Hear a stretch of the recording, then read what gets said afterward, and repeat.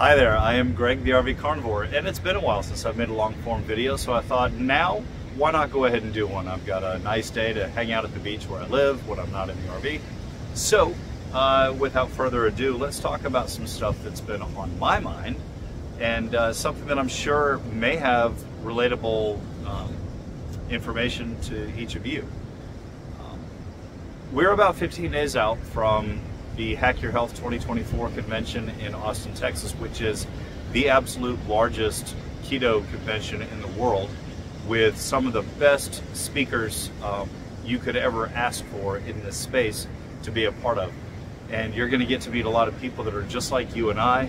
You're going to get to meet a lot of the scientists and the doctors that are very influential in the space, who really know what they're talking about. And one of the great things about this is that you find that there are other people that are sort of in that same struggle space as you and me. And that struggle space is what I wanted to talk to you about right now. I spoke with a friend of mine, Courtney Luna, lives over on the west coast of the United States in California. Courtney has just put together a fantastic cookbook, and she's going to be presenting at the event at Hack Your Health. And we were talking the other day, and she coined a term, or said a term to me that made a lot of sense, and it's called the messy middle. And let me explain that. You're overweight, but then you know what your ideal weight is in your mind, and then there's that spot in the middle where you're not quite there, and that's what she calls the messy middle. And it's pretty easy to get into the messy middle, and it's really easy to stay in the messy middle and to be stuck in the messy middle. So let me explain from my point of view what that means. I'm a 54-year-old man. I have been up and down the roller coaster of weight gain, weight loss for almost all of my life, all of my adult life, let me say that. And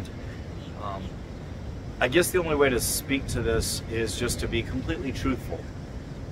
Last year in May in Austin, I was 197 pounds.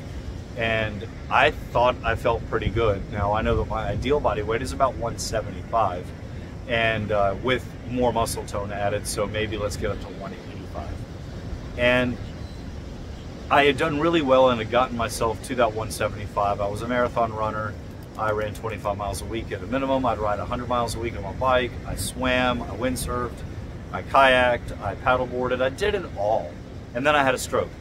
And that stroke set me back physically for about 4 years before I really started to get my legs back under me again the way I wanted to, and to have that sort of, I guess, ambition and drive to want to go do something, because it just, I can tell you there's something that you can't see with it, and that's the exhaustion that I feel.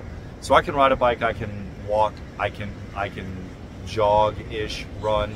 My 24-minute miles are long, or 24-minute 5Ks are long gone, but maybe I can get them back. But anyways, that's not what this is about. I used to believe that it was movement that was required to be healthy. And yes, that is partially true. Movement is required to be healthy. However, movement is not required to lose weight. What's required is to change what's on the end of your fork, or what sits at the end of your hands. And once you understand and grasp that and really take that in, and understand that food is literally just fuel, once you've achieved that mental balance in your life, things will start to become much more clear. Now, let me explain. When I say this is going to become personal, I'm going to sort of bear all to you. I guess it was about November of 2023 when I came off the road. I was no longer traveling at all. I was just like every other snowbird, and parked the RV in Florida, and my wife and I have a townhome in Daytona where we work. And over that 4-month period, I allowed myself to be snacky snackerson. I would find myself eating cheese. Sometimes I would eat Crazy Eddie's 100% pure peanut butter with celery, because I know that celery doesn't really have anything of value to me, but it does have oxalates, and that's something that we need to stay away from. But anyways, mentally, I told myself I needed to be snacking, and that's a really hard thing to overcome for most people. So you think that you're doing the right thing by eating clean snacks like celery, but it's really not clean snacks. the fact of the matter is you're eating when you shouldn't be. And I found myself eating when I was watching TV. You know, it's in Florida, it's probably 60, 65 degrees at night. It's freezing outside. I don't sit outside at night. I watch TV with my wife. I watch Below Deck. It's my guilty pleasure. So we found ourselves sitting behind the TV a lot more during the wintertime, which is normal for most people. And I found myself snacking, and I was doing things really in an unhealthy way. Now, you heard people in the carnivore space especially say, well, if you're going to snack, eat bacon, dip it in butter. Okay, sure. But truthfully, and this is just for me, snacking on the thing that I eat the most of isn't really good for me. Good for me as far as I don't want it. Yeah, of course I want carbs, but I really don't feel the urge to eat bacon at 8 o'clock at night. So I'd rather just not eat, but I still find myself eating. Now, that messy middle comes because, let's say, I'll just go back to where my highest weight was. I was almost 260. So let's say that I went from 260 to 200. 60 pounds is an awful lot of weight to lose. And that's where I felt extremely proud of myself way back when I did this. And I thought, wow, this is great. I can reward myself by eating snacks and maybe some foods that are maybe not so good for me, but because I'm working out, crossfitting 3 days a week, running, all that stuff, maybe I can get away with it. And so I sort of did. And I continued eating clean, but not the cleanest I could. And then I found myself down to 175, and I was on top of the world, and I was great. That's exactly where I wanted to be. And it was sustainable until I had my stroke. And then it wasn't sustainable because I found myself in an anxious state. I found myself in a totally different headspace than I'd ever been in the prior 48 years. I was 49 when that happened. And so when that happened, it was very counter to what I knew better for me, which was movement and eating. Well, the problem was I wasn't really eating as well as I thought I should be. So now I digress. I'm sorry. I'm conversational, so I'm not going to edit this. What I'm trying to tell you is that when I got to 200, it would have been really easy to just stop there and say, hey, I've lost 60 pounds. I feel great. And that's true. However, if I know that my goal is 175, I had 25 more pounds to go. Well, Lillie Kane spoke really well to this because she said it's that difficult spot of losing that last 20 pounds that's so hard for all of us because we find ourselves wanting to experiment with maybe the foods that we miss so much, like pizza, so we make a cauliflower pizza, or we wanted to have taco night, so we would make taco shells out of cheese. And that's not bad. It just depends on the things that you put in it or with it or the types of foods that you use to make those. So that messy middle becomes an area where we sort of get stuck. And I've been stuck there for 4 months. Well, I thought that I had plenty of time. I said, you don't have time to be at Hack Your Health in the end of May looking like you do. I was 211, maybe even got up to 212. But I had a big gut. I had chubby cheeks, fat back, visceral fat, all the things I can't see. I knew that I was not doing well because I didn't feel well. And so it came down to the last month and I went, oh my gosh, I'm out of time. Just like every other procrastinating event that I do, I'm now out of time. So how do I fix that? Well, I made a point to contact the pretty much the one person who has been such a phenomenal straight shooter. She is so honest. She is so compassionate. She is so good. And that's Dr. Annette Bosworth, Dr. Boz. I contacted Dr. Boz and I said, Dr. Boz, here I am. I've got to lose 20 to 30 pounds and I've only got 30 days to do this. What's the best way to do this? Because I'm on a 3-day fast. I'm shooting for 5 days, but I didn't really put a timeline on it. But how do I get there quickly? And she wrote back with one simple answer: sardines. And okay, sardines are cat food. I don't eat fish from a can. I don't like tuna. And even though my wife says, oh, well, it tastes like tuna, okay, years ago I tried a sardine and I spit it out and I'm running around trying to find the dog to lick its butt to get that taste out of my mouth. I hate canned fish. I really don't like much fish at all unless it's grilled mahi or grilled swordfish or a tuna steak. and I like those. Or I used to love it fried, fish and chips, but can't do that anymore. So she said, do this. So I tried it. I wrote back and I said, that failed. My gag reflexes were too much. And she wrote back basically saying, put on your big boy pants and pull up your britches and buckle down and be a man and do this. And you'll be surprised at the results. And you know what? You were right, Dr. Boz. It was amazing. It wasn't so much about getting my ketones in check. It wasn't so much about lowering my blood sugar. I know that's what the sardine challenge was for most people. But what I learned was that sardines are pretty much the world's perfect food. They have all the right nutrients for me. They have the right amount of fat to protein ratios. They have vitamin E. They have vitamin D3. They've got so many good qualities. And personally, I like a brand that has EVOO, which I don't normally eat oils, but it's EVOO and lemon flavored and lightly smoked. And I will show you a picture of that here. And I will also tell you where I buy mine. And I save about 60, 70 cents a can buying it online versus buying it from the local grocery store. So anyhow, first day, choked them down. Okay. The amazing thing was, if there's 4 of these in a package, I ate 3.5 and I couldn't force the fourth or the rest of the fourth one down. I couldn't do it. They were so satisfying. Not horrible, but you've heard the term satiety, satiated. Well, satiety comes very quickly when you eat something like sardines. I don't know why. Dr. Boz and other scientists and doctors can explain it. I just know how it made me feel.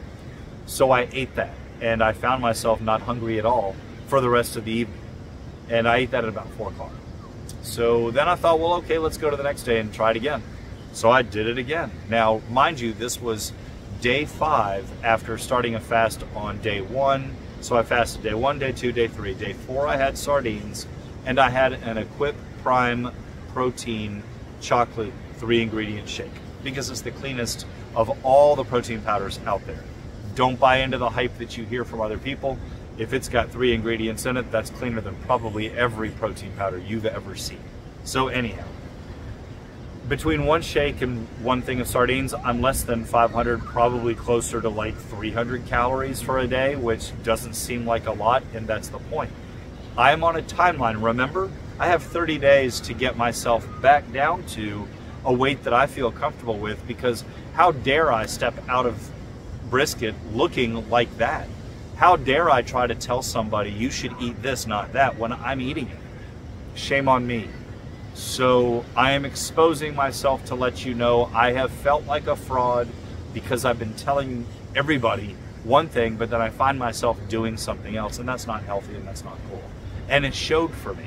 Now, I'm telling you this to let you know that there is a way to overcome that block of being stuck in the messy middle, but you have to push through it, and it's hard to do. It is not easy. You're gonna have to do something you don't like. I don't like eating sardines. I have a good friend, he weighs about 270, where I was several years ago, and he's done really good. He's lost about, I'm gonna say 60 or 70 pounds from the last time I remembered seeing him at about 2014. And he did really well, but now he's at a point where he's sort of stuck at this plateau and he wants to get off of that. So I wrote to him and I said, hey, listen, you gotta know what I'm doing. I'm eating sardines and I know it sounds horrible. And he wrote back, blech. I get it. That's how I felt too. And I said, listen, I'll call him John Doe. I said, listen here, John Doe, this is what I would do. I would mentally picture that you have to take metformin and you have to take heart medication. You probably have to take an aspirin, and you might be taking some sort of cholesterol med. I'm gonna say that you need to pick the lesser of 2 evils. What if you chose to chew your medicines every day rather than swallow them with a glass of water where you can barely taste them, if at all? What I want you to do is I want you to determine what tastes worse. Chewing medicines that are expensive, that are not healing you, that are nasty to the taste, or chew sardines, and if you have to, swallow the dang thing with a big glass of water. Do whatever you can. But one item doesn't get you off meds, it is the meds. The other item potentially can get you off the meds. And when that happens, you're better. What a fantastic goal to be off meds. Because if you're off meds, it probably means that the byproduct of being off those meds is that you lost weight and you got healthy, which is kind of crazy to think about, but we're in control of our lives, not the doctors. We just keep eating the crap that we eat, and we send it off to the doctor and let the doctor tell us that we're doing this, and so to counteract this, we need to do this. What if the doctor instead said, why don't you just stop eating the garbage food that you're eating, eat this, and feel better? Now, when I told him that, I guess that kind of resonated with him because it seemed to make sense. I personally know what it's like to chew medicine, and I can't stand it. So, me personally, I would rather chew sardines. Now, all that said, here I am. I'm trying to figure out how many days it's been. Perhaps 12 days, 13 days, and I am down 12 pounds. And I will tell you that during that period of time, I have colored outside the lines in a couple of different ways. Number one, I went to Outback Steakhouse with my aunt, who treated all of us to a birthday dinner. So all of my siblings were there, and I thought, you know, maybe if I just show up with a can of sardines, that'll be good enough. But I thought, no, I can eat steak. So I thought I was going to order the 6-ounce. I think it was the New York strip. I thought I was going to order that. I ordered the porterhouse. Why? Because, well, it's a porterhouse, and I figured if I didn't finish all of it, I would take the rest of it home and maybe eat on it over a couple of days. I ate the whole thing. It was 22 ounces of steak. That's a lot. Almost 2 pounds. And the next day, I weighed 1 pound less. My blood sugar was 80. Guess what? It works to eat sardines. It really does. Now you have to understand, I wasn't eating sardines and drinking a milkshake and eating potato chips and making keto pizzas and having salads with oils. I wasn't doing any of that. I was eating sardines and drinking a chocolate prime protein shake. So this one day that I thought was going to blow me out of the water, that I was not going to do well, I ended up losing a pound over that night, and by then I had already lost 9 pounds, so I know that it wasn't water weight or anything like that. So I know that that didn't hurt me.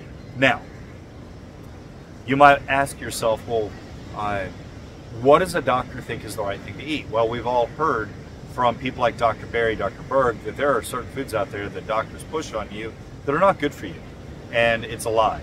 So here's what I'm going to tell you.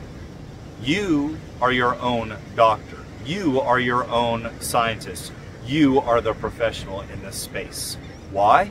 Because you have the power to not eat food. You have the power to fast. You have the power to eat things that other people are eating that demonstrates that it's clearly a valuable and functional food. So why not try that yourself? I know it sounds crazy, right? Be your own doctor, eat your own food. How does that make you feel? And if it makes you feel great, stick with it. If it makes you feel cruddy and it makes you gain weight and it puts you back on meds, don't do it. It's common sense. You can do this. Now, getting back to what I was saying. I ate Outback Steakhouse one day. Then, second day, I went to a local restaurant and had a poke bowl with my father-in-law, and the rice did not help me. It did drop my ketosis significantly. I went from a GKI of 1.6 to a GKI of 3.1, so that's double. And that doesn't mean that I was out of ketosis. It just means that I really stalled my progress. So I didn't lose weight over that night. That's okay. I'm back on that track again. But then the third time was last night. I learned how to mimic the Outback Steakhouse seasoning, which I really like, and it's very clean. There's no sugar in it. And I put that on a gigantic ribeye last night. I think the ribeye weighed 17 ounces, and I ate 6 ounces of that, and I gave the rest to my wife. And that didn't throw me out of ketosis either. Of course, that doesn't hurt me at all because it's steak. Now, this morning, my blood sugar is 90, which is not where I want it to be. I want my blood sugar to be in the 70 to 80 range, but I'm telling you this to say that even though I tried really hard to stick to a strict diet of just sardines and just a quick protein powder, that didn't work for me. I did color outside that line 3 times, but that's okay because I'm still here and I feel strong enough. I've got enough energy to talk to you. Now, on the notion of energy, a lot of people are going to say, oh, but you've got to have the calories to work out. You have to have the calories to gain muscle. Listen, right now this isn't about building this up. It's not about increasing the strength of my forearms. It's about losing this gut. Right now it's about losing the fat that I've got to lose. So I am not at all concerned about my muscle tone right now. I am trying very hard to get to that point in my life where I can then go back to eating higher calorie foods, which is just more steak, more of the beef, butter, bacon, eggs, even though I don't really like bacon anymore, but I can go back to eating all of that stuff without any real concern. But I do have to still watch my calories. That's still very important. Now, just so you're aware, while I've been doing all of this, I have been riding my bicycle or walking at least 4 miles a day. I am riding at least 1 hour a day. On a bicycle, I can do almost 11 miles in 2 hours. I can ride almost 7 miles in 1 hour. And that's just at a very steady pace. Now, when I'm riding here on the beach, that is a very hard-packed sand. This is not, that is. This is Daytona Beach. There is a very good reason why NASCAR started on this beach, because that sand is hard enough to pretty much push a regular wheelchair on. So when I'm riding my bicycle on this beach, there are some soft spots, there is more friction, and there's wind. And I'm riding into the wind in both directions because all that wind is coming from straight off the ocean. So it's not easy to ride. So I am getting a really good workout and I'm sweating my head off, which is really good for me. So anyhow, I am still riding, I am still walking, I am still trying to jog. I did 100 push-ups over a 1 hour walk the other day, 10 push-ups at a time. So I'm still getting my physical energy in, but I can tell that I am calorie deficient because I don't have the energy for the push-ups that I once had. So I know that, but again, that's not what this is about. Now, I'm gonna insert a video right here, and this video is very important. It's something that hit me yesterday, and I wanted to make sure that I captured my thoughts on video. So without further ado, I'm gonna cut right now to this video. I want you to listen to it and hear what I have to say about the types of foods that we find ourselves eating or the hunger pains that we feel. So here we go. Hey there, don't be confused. Same topic, I'm just in a different shirt because I am at work. I own a beach wheelchair company and I have been out picking up deliveries this morning. And so while I have this thought on my mind, I wanted to speak it and edit this into the video. So here goes. Let's dive into the psyche behind hunger. There is a psychology that because we're grown adults, we have our own money, we can stop when we want, we can buy what we want, we can fill that need of hunger pains. And we don't really think about the consequences of doing that. Instead, what's going through our minds is, I need to eat something because I'm feeling hungry. And we're also not saying, well, what I choose needs to be fuel, not garbage. And so to that end, I want to explain that if you feel an absolute desire to stop and eat, then rather than stop and eat, carry some of these with you. Again, it's sardines. I know a lot of people say, I'm not a cat, I don't eat cat food. Well, I understand, but that's really not cat food. I know it's a joke. It's what sharks eat. It's what dolphins eat.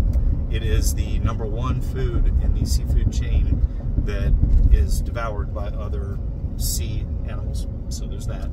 But anyways, I wanted to just explain that when you're out driving from place to place and you feel that hunger pain kick in, there's absolutely no need to stop and fill that need as if your life depended on it, because you're not going to die by passing up some food in between your normal eating schedule, right?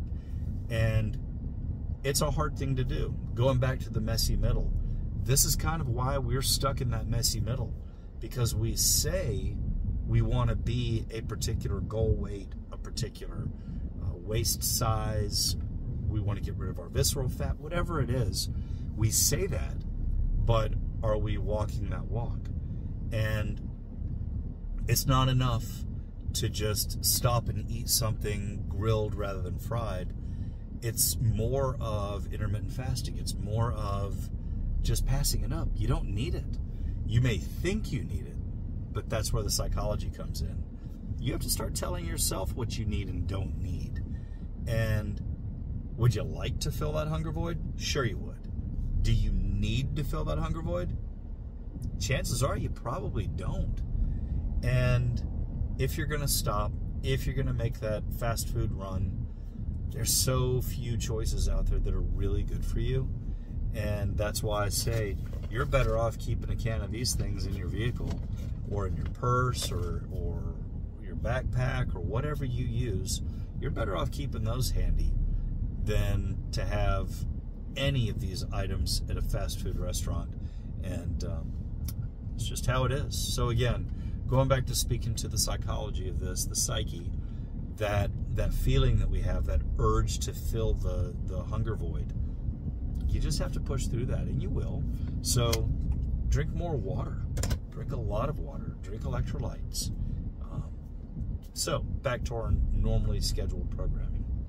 Thanks for letting me do this little excursion. Okay, welcome back.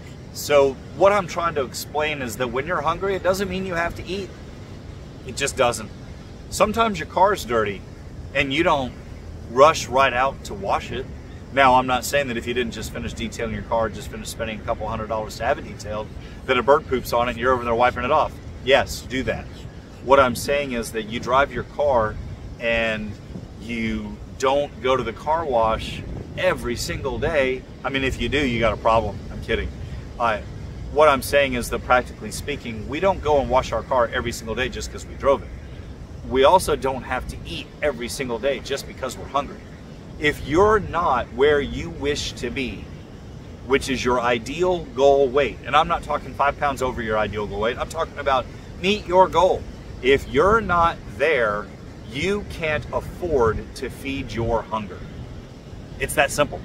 It really is that simple. You think you need to, but maybe that's because the doctor says, well, you got to have food with your medicine. Okay, yeah, all right, eat sardines. You've got to have food with your medicine. Okay, eat ground beef. Don't eat junk foods. That's what I'm trying to tell you. When you are out about town, pardon me, you're not going to find really healthy choices in a drive-up window. It's just not going to happen. And you are not at the point in your life, if you're in the messy middle, you are not at the point where you are allowed to color outside of that line and do those things, because you will never get out of the messy middle. Ever. Ever. It might take years of eating keto, but clean keto, to drop from 400 to 200. That might take years. But if you're stuck in a 20 to 30 pound overweight scenario and you want to lose that, bust through it. Do what you have to do. Now, I'm going to do another video about this. I'm not ready to put it all together, but I want to talk about single ingredient foods. And I'm going to take just a minute to explain that what I've found myself eating lately have been single ingredient foods. If I'm going to go to Outback Steakhouse, I'm eating a beef steak. There's no bread, there's no butter, they didn't put any oil on it, it's just spices and there's no sugar, no carbs. Single ingredient beef. There's one ingredient in a cow, that's beef. When I eat Equip Prime Protein, yes, there's 3 ingredients, but I can pronounce all 3 ingredients. I know the origin of all 3 ingredients, and I feel good when I consume those 3 ingredients. And that is grass-fed protein, that is stevia, and that is cocoa. Now, I can't find any other protein powder that gives me the kind of energy that I felt, the fullness that I feel, the energy that I need, the nutrition that I need. I can't find another protein powder that has that. I see so many ads on social media for this thing called Noble, the world's best protein powder guaranteed. No, it's not. Read the ingredients. That's not the best. Equip Prime Protein is. And I challenge anybody to show me a cleaner protein powder. I'm not saying that protein powder is the best thing for you. What I'm saying is I challenge you to find a cleaner one. Now, single ingredient foods are eggs, bacon, butter, beef, fish, chicken. I'm not talking Chick-fil-A. That's 53 ingredients. I'm talking a breast of chicken, a chicken thigh. It's real simple stuff here, folks. I am not talking about rocket surgery. There is no brain science going on. Single ingredient foods. Make this your new measure of intake success. Can you pronounce every ingredient? Can you identify the origin of every ingredient? Can you identify what that ingredient does for you? And can you identify what that ingredient might do for the food? And if you reach a point where the answer is no on anything that I just said, then you don't need a scientist to tell you what you need to do. You don't need a doctor to tell you what you need to do. You need to listen to you. Listen to yourself. The difference between ignorance and stupidity is knowledge. Once you have the knowledge, you're no longer ignorant. But if you make a decision based on throwing that knowledge to the side, that, my friends, is stupidity. I'm not calling you stupid. And if I say you're ignorant, I'm not saying you're a bad person. I'm just saying you're uninformed. So, it's your job. Inform yourself. You know, I watched people on the way to the beach this morning. I crossed over what's called the Granada Bridge in Ormond Beach. And every single day I watch people walk on that bridge. I personally walk on that bridge. And I watch people as they walk over it, and I see people who are pretty unhealthy. And I hope, and I say to myself, boy, I really hope these folks know that they need to make sure they've cut out all the things in their life that made them that way in the first place. Things like seed oils, things like carbs. And I'm not going to stop and tell them, hey, if you're doing that, just make sure you're not eating carbs and not consuming seed oils. I want to, but I don't. I just pray that they have that knowledge, because I'm there too. Somebody might see me walking. If you see me out here on my bicycle on this beach without my shirt on, you're going to say, whoa, look at that fat boy. Yeah, you know what? That's a fair statement to make. And it's not judging me. It's just pointing out a fact. And I think that's a big difference between being judgmental and being factual. Judgmental means you're passing a judgment on somebody. You're saying you're better than them. But pointing out a fact is not saying you're better than somebody. Pointing out a fact is simply saying, hey, look, that person is eating a bag of Doritos. They have a bag of Cheetos in their hand. They're 10 years old, and they've got to be every bit of 40% body fat. We get to be pretty good at figuring that number out.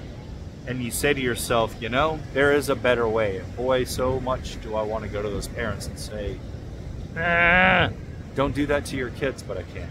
Here I go rambling, sorry. What I'm saying is that I am in the messy middle right now. I am getting out of the messy middle. I am on the downhill side of this, and it feels really good because I'm making substantial progress, and I love it.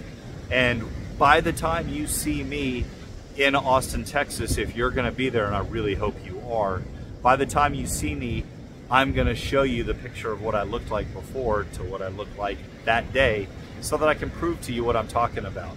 I'm not taking any pills. I'm not doing any shots. There's no silver bullet, unless you call the silver bullet a sardine. So there you go. Eat sardines. What I'm saying when I say that is, do the dang thing. Take care of yourself. Do the hard part. It's not easy. It's called the messy middle for a reason. Our brain is a mess of direction. Our brain is a mess of stress, anxiety, and I mean, my financial world right now is upside down because of what this economy has done. And it's what keeps me up at night. And that's also one of the reasons why I'm not on the road traveling every single day, because gas is expensive. So you're not going to see me out there as much as I was, because right now I'm having to pinch my pennies. And if all I'm eating are sardines and a thing of cooked protein every day, I'm probably spending less than $5 a day, to be honest with you, which is kind of cool. But the point of doing this is not to save money. It just happens to be a pretty cool side benefit. But when you have all these things that are causing anxiety for you, put a pause on your life. Stop drinking alcohol. Pause your life and identify those things that are causing you the problems. And then once you've identified those, understand that eating food around those problems isn't going to make you feel better. Drinking a glass of wine isn't going to make those problems go away. In fact, when you eat outside of what you should be eating, you're going to exacerbate other problems. And then when you do that, those financial problems become greater and greater, because you'll find yourself in the hospital, laying in a gurney, talking to the doctor, taking more meds, spending $40 a month on co-pays and more medicines. You know what? Simplify your life. You have, I don't know, 30 trillion cells in your body. Let's just go easy and say you got 1 trillion. Heck, I don't know how many grains of sand are right here, but there are a lot of grains. But there are more cells in my body than there are in grains of sand all around me. And treat your body as if you've only got 1 cell. Because if you only have 1 cell and you feed that 1 cell, you're pretty much treating the rest of your body the same way. So go to a single ingredient food to feed the single cell in your body, because you got 1 brain. Take care of your 1 body, take care of your 1 cell, and watch yourself flourish. I really look forward to meeting you at Hack Your Health. I almost called it KetoCon again. We're all going to do that. I really look forward to meeting you, and if you don't plan to be there, try to figure out a way to get there. Austin, Texas, May 31st to June 2nd. It's going to be an incredible time. We get to sit and talk real with each other. And I'm here to listen to your stories. You've heard mine, and you just heard pretty much the bare naked truth. And I'm going to do something now to show you. See that? I still got to lose it. I've still got it, and I'm going to lose it, and I'm going to feel great when I do, and I'm going to maintain it, because once I get there, I know how not to get back there. Anyways, thanks for watching, and I really hope this resonates with some of you. And if you have any questions, feel free to drop me an email, gregm@rvcarnivore.com. Let's talk. And if you're going to be anywhere around, find me and let's talk. I'm happy to. I'm not a coach. I'm just somebody like you trying to help out. Be great. And God bless.